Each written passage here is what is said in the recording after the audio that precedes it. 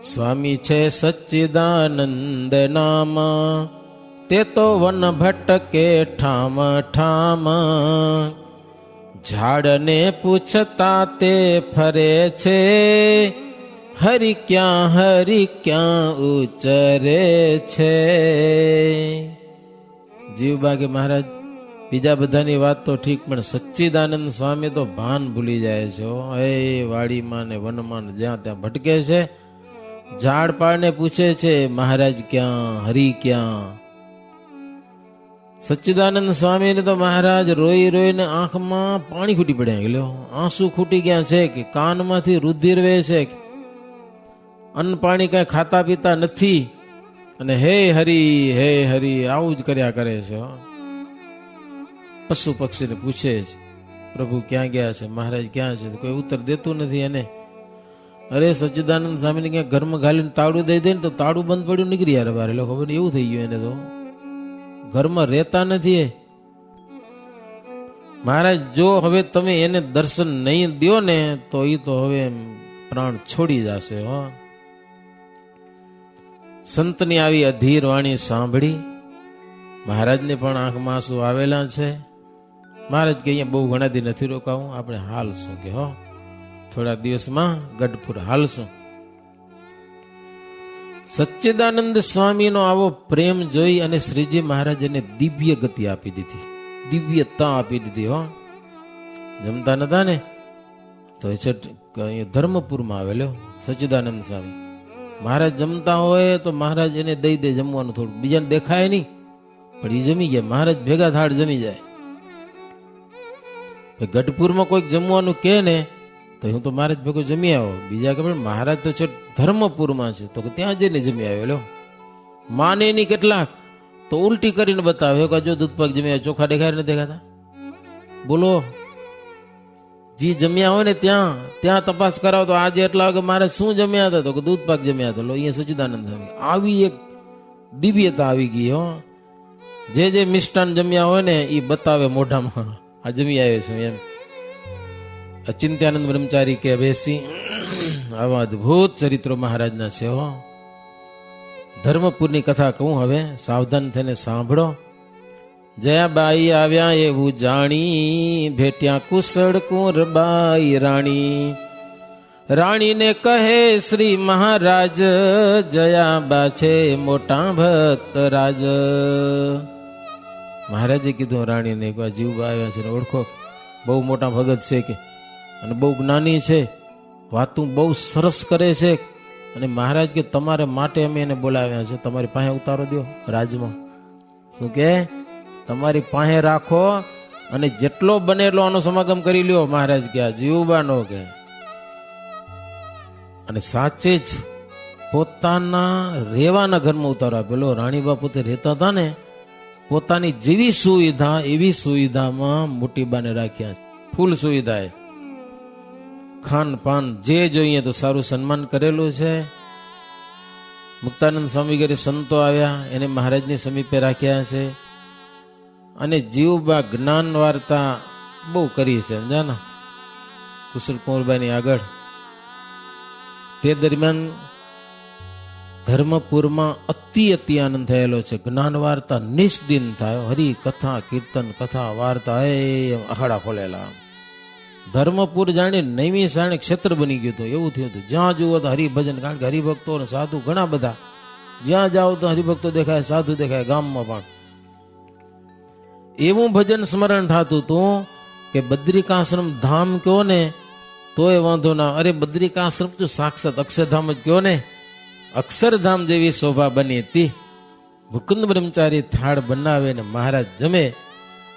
મહારાજને જમાડ્યા એક વાર. પછી સંતોને માટે સરસ મજાનું ફણસનું શાક બનાવ્યું. તમે ખાધું ફણસનું શાક? નથી ખાધું? અવડા થાય શું જબરા હાવ પાકી ન ગયો હોય ને ફેંસી કાચી હોય ને થોડી એનું શાક બહુ સરસ થાય. કોક દી થયું હોય તો ટ્રાય કરજો. સંતને માટે મુકુંદ બ્રહ્મચારીએ ફણસનું શાક બનાવ્યું, ઘીથી વઘાર્યું અને સંતોને જમાડ્યા છે. બીજા ભાતના ભોજન રાંધનારા બ્રાહ્મણો સરસ મજાના થાળ બનાવતા હતા. મહારાજ અને એ સંતો બધા જમતા હતા. પીરસે પુરુષોત્તમ પ્રીતે જમે સંત સરવ સુભરીતે એમાં આનંદ ઉત્સવ થાય હરિભક્તને હરખ નમાય.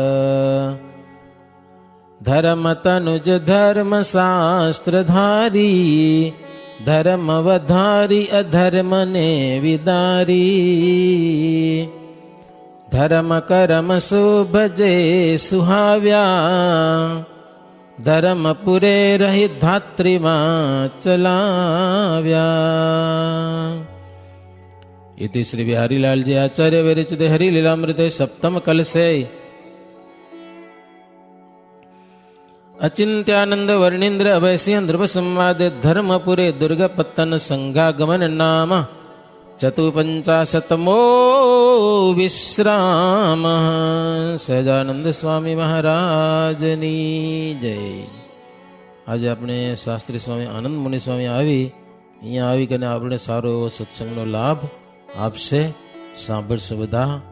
આનંદ મુનિ સ્વામી. વર્ણિવેશરમણીય દર્શન મંદહાસ રુચિરાનનાંબુજમ પૂજિતમ નરોતમેર્મુદા ધર્મનંદનમહં વિચિંતયે. આપને સૌને દર્શન આપતા સર્વે ભગવત સ્વરૂપો કથાનો રસપાન કરાવનાર પરમ પૂજ્ય પુરાણી સ્વામી શ્રી પ્રકાશદાસજી સ્વામી, ઉપસ્થિત સર્વે બ્રહ્મનિષ્ઠ સંતો તેમજ ગામના તમામ ભાવિક ભક્તોને ઘણા ભાવથી જય સ્વામિનારાયણ. સરસ આજે ધરમપુરની કથા આવી હો. દર્શન કરવા ગયા હો. ધરમપુરના કુંસર કુંવરભાઈ હતા, ભગવાનના પ્રેમી ભક્ત હતા હો.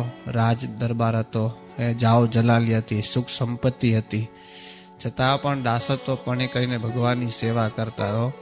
અમે યાત્રામાં ગયા હજી 15 વર્ષ પહેલા એક દિવાલ હતી, હવે તો દિવાલે નથી હો. નામો નિશાન બધું મેટી ગયું. પછી પાછળ એના છોકરાઓ સત્સંગ નહીં રાખ્યો હતો, જેના કારણે બધું ખોવાઈ ગયું. એ કુંસર કુંવરભાઈ મહારાજ ઘણી વખત ત્યાં જતા અને અનેક પ્રકારની ત્યાં લીલાઓ કરતા હો. મહારાજ એક વખત ધરમપુરની અંદર ગયેલા. હવે ત્યાં જઈ કરી અને પછી ત્યાં મહારાજ કહે કે હવે આપણે સંતો સાથે સંગીતની ટસાટસી ચલાવીએ છીએ. જેમ પ્રશ્નોત્તરી હોય ને, સંતો હોય ને સામે વિદ્વાન હોય, એમ કેમ પ્રશ્નોત્તરી ચાલે, એમ તે વખતે મહારાજ કહે કે અમને સંગીતની અમે ટસાટસી ચલાવીએ છીએ. એક બાજુ ગામના બધા આગેવાનો જે મહેફિલમાં હોય એ માણસો, અને એક બાજુ મુક્તાન સ્વામી, એ મોટા મોટા દેવાનંદ સ્વામી ને બ્રહ્માનંદ સ્વામી, મોટા મોટા કાવ્યને રચનારા. અને આમ કરતા કરતા રાતના 11:30 ને 12 વાગી જાવ, ખબર ન પડી. પણ તે વખતે ભગવાનને જમવાનો ટાઈમ થયો એ પણ ભેગું ભૂલાઈ ગયું, કારણ કે તલ્લીનતા એટલું આવે ને, કોણ જીતશે, કોણ હારશે, કોણ જીતશે. અને આમ કરતા તો જમવાનું ભૂલાઈ ગયું. એટલે પછી મહારાજ કહે કે હવે ભૂખ લાગી ને હવે 12 વાગી ગયા છે, 12 વાગ્યા પછી જમાય નહીં. એટલે પછી મહારાજ છે ને મુરજી બ્રહ્મચારીને કીધું કે હવે અમને જમવું છે. તો મુરજી બ્રહ્મચારી ધ્યાનમાં બેઠા હતા. શું કરો છો? કે તમને જમાડો છો. હવે આંખી વીંચીને જમાડો છો, માનસી પૂજામાં જમાડો, હાજર ભૂખ લાગી છે અત્યારે જમાડને.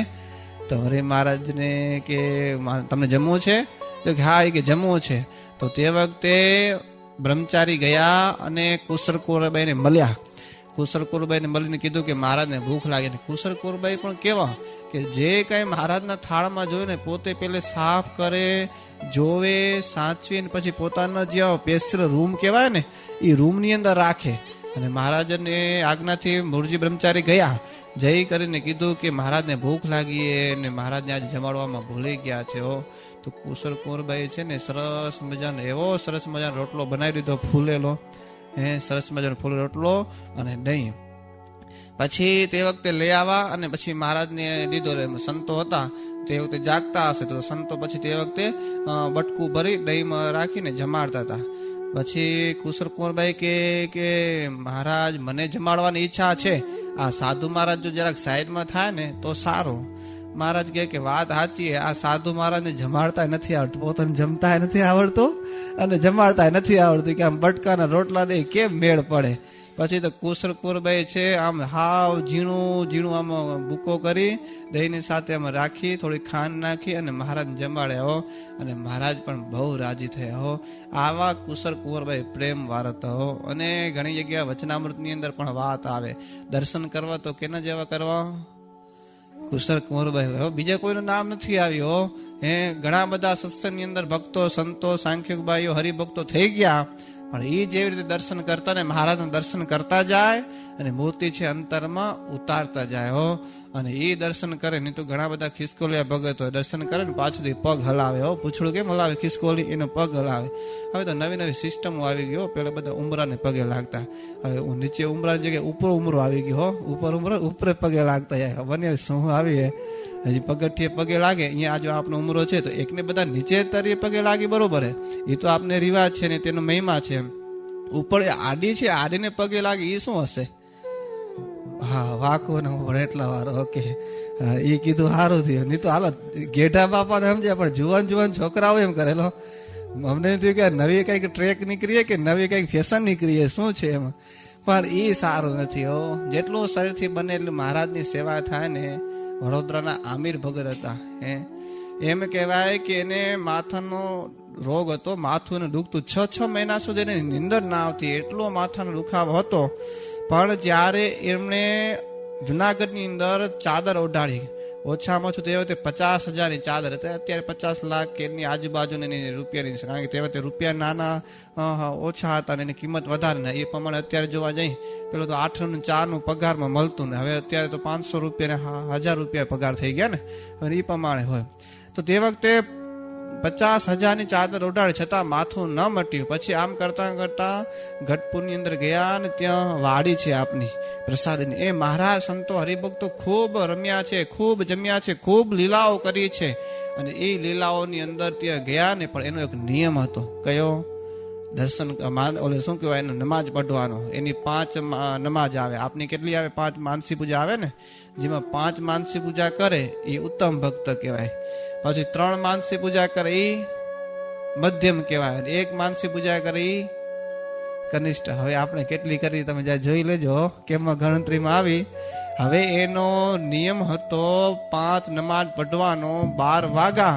અને તે વખતે ગઢપુરની ત્યાં વાડીમાં તે વખતે નમાજ પઢવા ગયા. ખાટી આંબલીનું વૃક્ષ છે, વૃક્ષમાં એકને નીચે નમાજ પઢવા ગયા. અને નીચે જયારે પૃથ્વીનો સ્પર્શ થયો ને, તે જ વખતે એનું માથું જે દુખતું હતું ને, એમ કહેવાય 6 મહિના સુધી નીંદર ના આવતી. લો, રાત ને દિવસ એક થઈ ગયા, નીંદર જ ના આવે. બેઠે બેઠે એક ઝોલું આવ્યું તો આવ્યું, બાકી 2 કલાક ને 4 કલાકની નીંદર નથી આવી.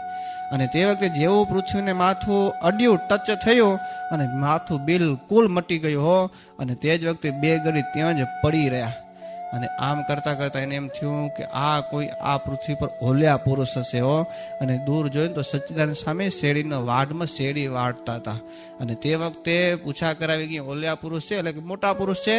ત્યારે સચ્ચિદાનંદ સ્વામી કે ઓલ્યા પુરુષ શું? અહીંયા ઓલ્યા ને, અહીંયા સાક્ષાત અલ્લાહ આવ્યા છે. અલ્લાહ તો કે એમ અલ્લાહ આવ્યા છે? તો હા. અને તે વખતે કે મને દર્શન કરવાય, તો કે ચાલો ગઢપુર. સચ્ચિદાનંદ સ્વામી અને આમિર ભગત બંને વડોદરાની અંદર આવ્યા, આ ગઢપુરની અંદર આવ્યા. અને ત્યાં દર્શન કર્યા. અને દર્શન કર્યા ને મહારાજની એની આંખ એક થઈને ને મહારાજને દર્શન કર્યા ને, તો દર્શન કરતા ને સાથે જ એની એટલી સાંત્વના વળી ગઈ, એટલી સાંત્વના થઈ ગઈ કે જેની કોઈ વાત મત પૂછો. અને એમાં શાંતિ શાંતિ ત્યાં જ પડી રહ્યા હો. મહારાજને એ જોયા રાખે, મહારાજ એને જોયા રાખે, અરસપરસ. પછી મહારાજ બ્રહ્માનંદ સ્વામીને કીધું કે આ તો મને આમ તો જમવા જવા નહીં રે. એટલે પછી બ્રહ્માનંદ સ્વામીનું શરીર મોટું ને કપડું મોટું હોય ને, પછી પોતાનું જે કટોર હતો એ આમ મહારાજને મુખારીને આગળ આડો દીધો. એટલે આમિર ભગતનું અને મહારાજની આંખની ટોટક હતી ને એ તૂટી. અને ત્યાર પછી એ પાછા ઘરે ગયા. અને પછી જ્યાં સુધી જીવ્યા ને ત્યાં સુધી ભગવાનનું ભજન કરેલો. અને જો એનો નિયમ હતો અને નમાજ પઢવાનો, એટલે ભગવાન ગમે એમ કરીને મળ્યા અને માથું એને ટચ થયું, એટલે એનો જે માથાનો દુખતો હતો ને એ મટી ગયો. એમાં આપણે જો દંડવડ કરીએ પણ વ્યવસ્થિત કરીએ, ભલે ઓછો તો વધુ, જેટલો કરીએ એટલો, પણ વ્યવસ્થિત કરીને તો ઘણું કામ કરે. નહીં તો ઘણા દંડવડ કરે તો કેવા કરે, છાતી ના અડેલો. એમ થાય કે અહીંયા કંઈક સોય બોય નાખ્યો ને, કેમ જમ્પર નાખ્યો હોય, નીચે અડે ને પેલાથી ઊંચા થઈ જાય હો. ખબર નહીં ક્યાં જવું અને શું કરવું હોય, ભગવાન જાણે. પણ જો એવી રીતે આપણે દંડવડ કરશું, ભલે ઓછો બધો જેટલો થતો હશે, પણ જો વેઠ વાળીને કરશું ને એનું કાંઈ પુણ્ય નથી, એનું કાંઈ ફળ નથી. પણ મહારાજે આપને એવી પરંપરા દીધી દંડવડ કરવાની, એવી આપને માનસી પૂજાની, ધ્યાનની, ભજનની, સ્મરણની, જે કંઈ આપણે કરશું ને તો આપના શરીર માટે, આપના માઇન્ડ માટે બધી રીતે ઉપયોગી છે.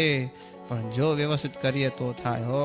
અને ઘણી જગ્યાએ દંડવત કરવામાં, એ ધ્યાન કરવામાં, ભજન કરવામાં જેટલી આળસ, જેટલી બેદરકારી વપરાય છે ને એટલું નુકસાન તો આપને જ છે. એટલે સજાગ સાવધાન થઈને જે નાનું મોટું કરીએ ને પ્રેમ ભાવથી કરીએ, શ્રદ્ધાથી કરીએ તો ભગવાનનો રાજીપો વધારે થાય. એ દંડવત થાય તો મહારાજને સંભાળીને કરીએ. એ પંચાંગ પ્રણામ ને સાષ્ટાંગ પ્રણામ બે આવે છે. પંચાંગ પ્રણામ છે એ બાયો કરે અને હરિભક્તો એને સાષ્ટાંગ એ બે કરી શકે. પંચાંગ કરીએ કે ને સાષ્ટાંગ કરીએ કે હાથ લાંબા કરી અને મહારાજને ભાવના રાખે કે મહારાજ મારી સામે ઊભા છે અને મહારાજને જમણા હાથમાં, મહારાજના જમણા ચરણમાં હાથ અડે છે અને ડાબો હાથ છે ડાબા ચરણમાં સ્પર્શ કરે છે. આવા ભાવથી જો કરે ને તો ફળ મળે. કરીએ છીએ પણ વધારે ભાવથી. આપના રીતભાત એટલી છે સરસ મજાની, જેની કોઈ સીમા નથી. આવ્યો આપણે આરતીમાં આવીએ તો આરતીની અંદર અનંત કોટી બ્રહ્માંડોના જે દેવી દેવતાઓ છે ને, જે ભગવાનની હજરા હજુર સેવાની અંદર છે, ભગવાનના પાર્ષદો છે, એ પણ અહીંયા આરતીની અંદર આવી જાય છે દર્શન કરવા માટે. અને એમાં જે આપણે ઘંટાનો નાદ થાય, જો આપની ઘંટા છે ને એમાં ગરુડજી હશે, જોયા છે ને, ગરુડજી વિનાની ઘંટા છે ને એ પણ કાંઈ કામની નથી. ઘરે હોય તો એ કાઢી નાખવાનું. ઘણી જગ્યાએ શું રિવાજ એવા થઈ જાય કે જમવાની અંદર જે થાળી આવે ને, થાળીમાં રોટલો, તો રોટલીની અંદર, રોટલાની અંદર ઉપર તુલસી પત્ર રાખે. અરે ભાઈ, ઉપર નથી રાખવાનું. ક્યાં રાખવાનું હોય?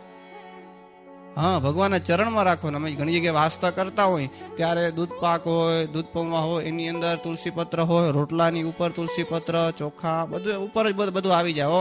અરે ઉપર નથી. તમારા ઘરવાળા તમારી બાજુમાં બેસીને તમને જમાડે કે થાળી ઉપર બેસીને જમાડે?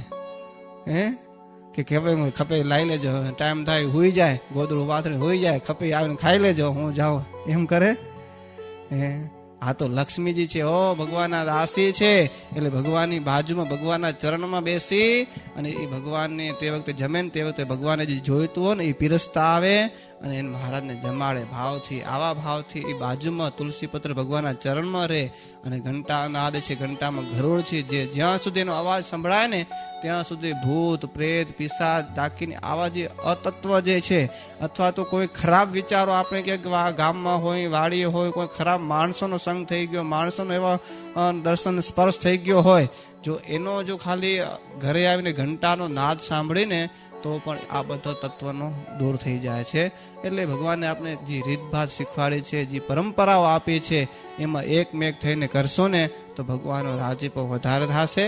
અને આપણે પણ ભગવાનના ચરણોમાં પ્રાર્થના કરી કે જેવા ધરમપુરના કૃષ્ણ કોઈ દર્શન કરતા ને એવા દર્શન કરવાની રીત આપને પણ આવે, એવા ભાવ આપને પણ આવે, એવી આજના સભાની અંદર ભગવાનના ચરણોમાં પ્રાર્થના અસ્તુ. બધા ભક્તોને જય સ્વામિનારાયણ. શ્રીપતિમ શ્રીધરામ સર્વદેવૈશ્વરામ ભક્તિધર્માત્મજામ વાસુદેવમ હરે માધવમ કેશવામ કામદમ.